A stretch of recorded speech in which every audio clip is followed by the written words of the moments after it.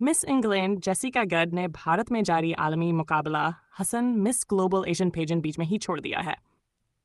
ان کا کہنا ہے کہ انہیں وہاں جسم فروشی کی طرح محسوس کروایا گیا جو کہ ایک نہایت سنگینہ اور تشویشناک الزام ہے۔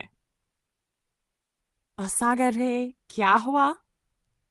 مسانگلینڈ نے سوشل میڈیا اور انٹرویوز میں بتایا کہانی مقابلے کے دوران ایسا ماحول محسوس ہوا جہاں خواتین کے ساتھ خواتین کی طرح سلوک کیا جا رہا تھا، نہ کہا انسانوں کی طرح۔ انہوں نے یہ بھی کہا کہ شرکاء کو مناسب معلومات سہولیات فراہم نہیں کیا جا رہا تھا اور کچھ سرگرمیاں ان کے اخلاقی حدود کے خلافت ہیں۔ اس ماحول میں رہنا ان کے لیے ناقابل برداشت ہو گیا، اسی لیے انہوں نے مقابلہ ادھورا چھوڑنے کا فیصلہ کیا۔